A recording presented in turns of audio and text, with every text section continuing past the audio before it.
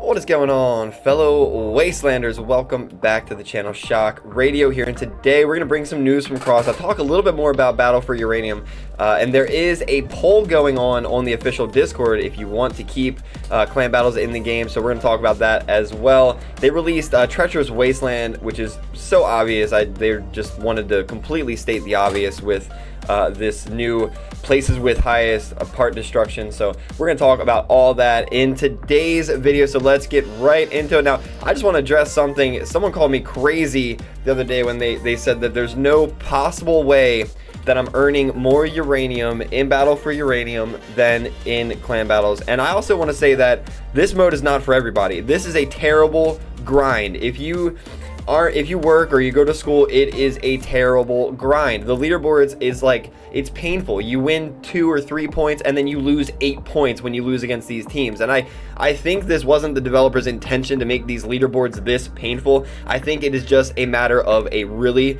frustrated and fed up community that isn't participating in this nonsense of a mode. They want their regular clan battles back. The people that play clan battles, the people that don't play clan battles are sick of getting basically seal clubbed at 10 and 13k, if that's even a freaking thing. Who knew you could seal club at 13,000 power score in CROSSOUT? But now we have people literally complaining about being seal clubbed at 13,000 power score.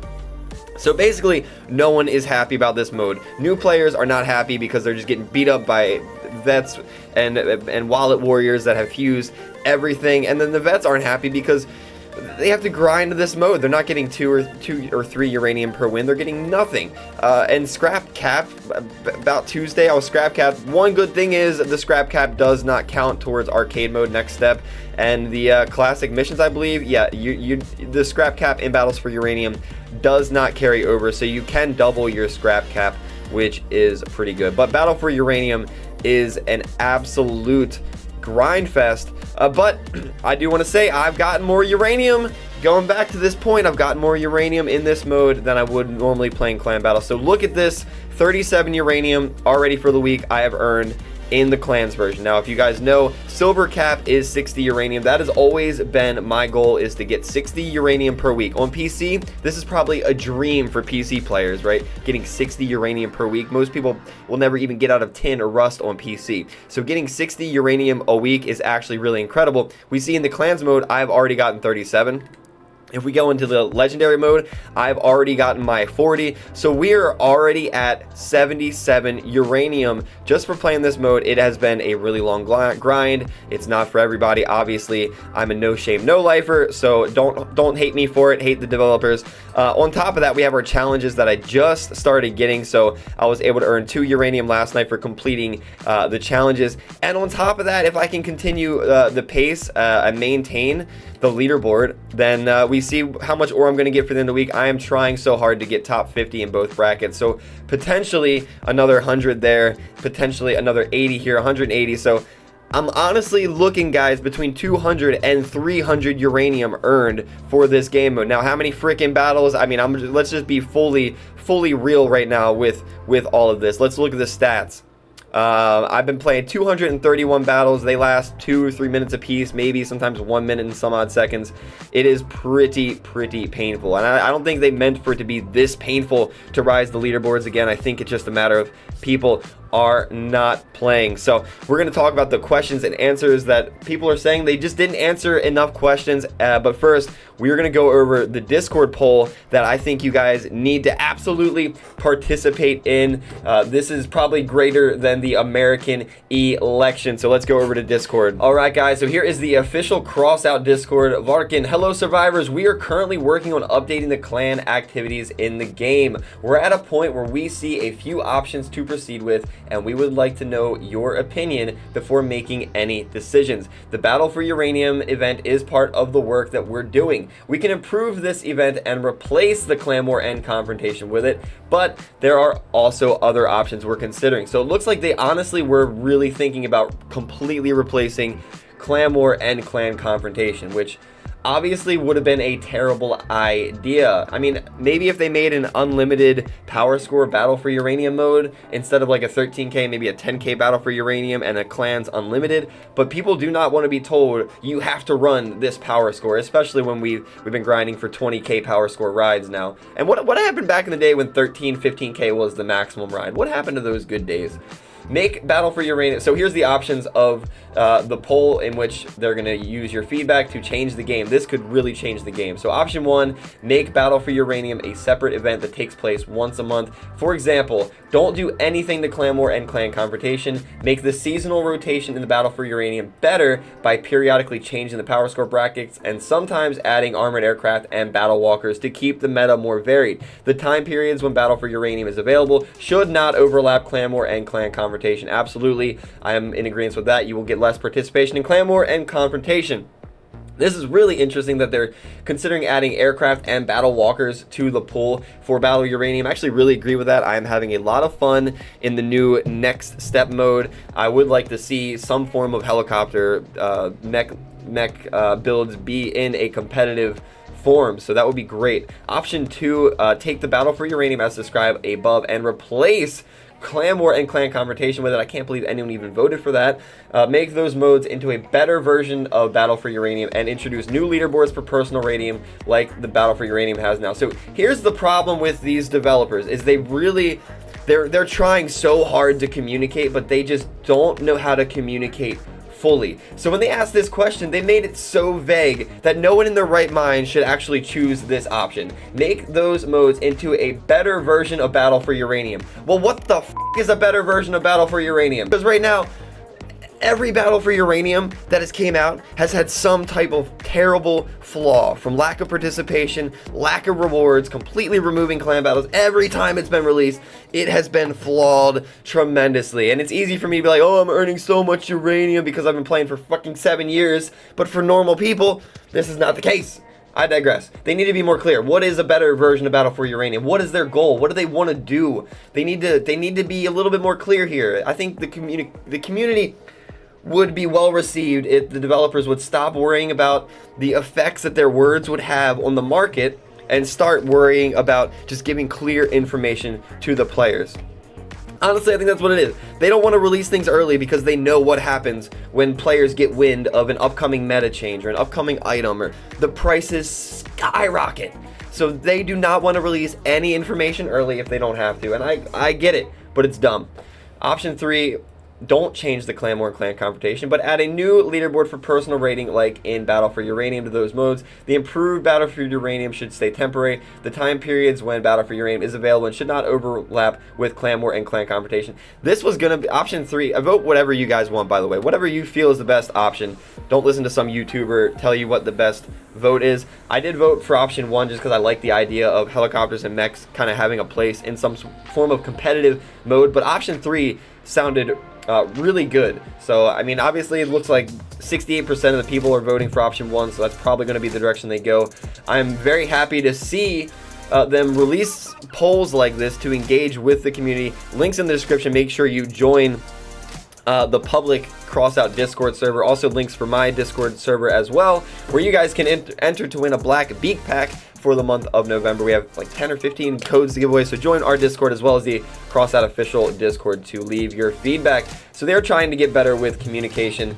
With that being said, let's go over the Q&A and a summary of what we can expect going into 2025. So this is going to be basically a quick summary of both Q&As. I was going to do another video on the Q&A number 2, but it was pretty short, and honestly, I think I can just summarize both Q&As to get the important points across for you guys. So a lot of the questions they didn't answer, or they said that they're not going to change it. They don't think it needs to be changed. I did not include any of those questions where they basically were like, it's staying the same. So I only included things that are going to change or going to be different. So starting at the top, one thing I noticed is the Typhoon may get a new type of damage perk instead of a debuff. There was someone that was complaining as well as me.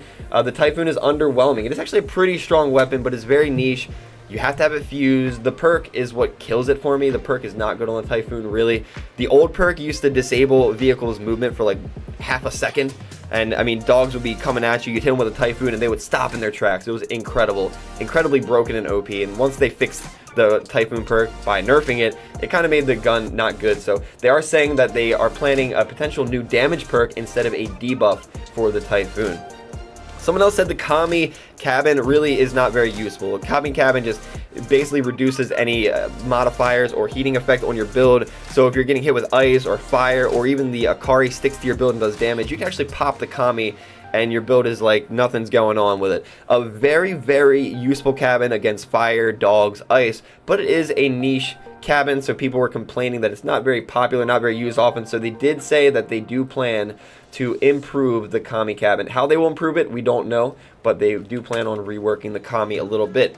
They also mentioned single shot shotguns are not in the best place, so they plan on reworking shotgun damage type, the same style of rework that they're doing to cannons. Apparently they're going to be doing some cannon rework, some blast damage or rework to cannons, and they're going to follow suit with the single shot style shotguns like Nidhogg, Jormungandr. So I'm curious to see what kind of blast damage they're going to do in the future. Very interesting.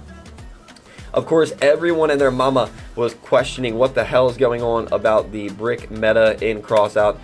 High speed, high speed, high durable, just giant builds coming at you full speed is just killing everything in the wasteland. And before, the brick builds were too slow to do anything, so no one would ever run heavy cabins. Well, now everyone is running heavy cabins because they're too fast to combat.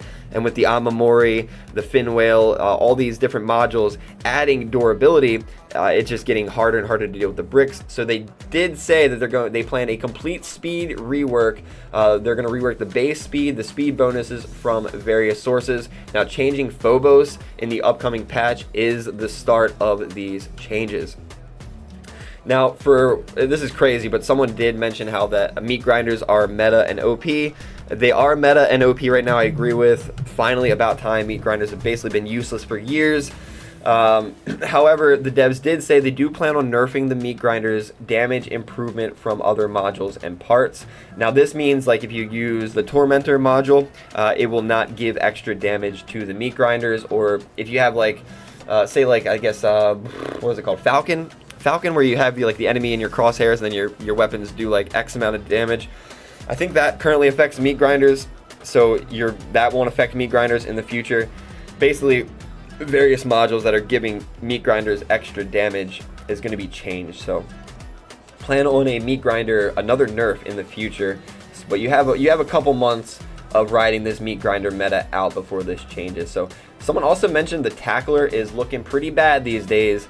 They maybe mentioned having it so the tackler perk it activates while you're firing the trigger, I believe was what they suggested.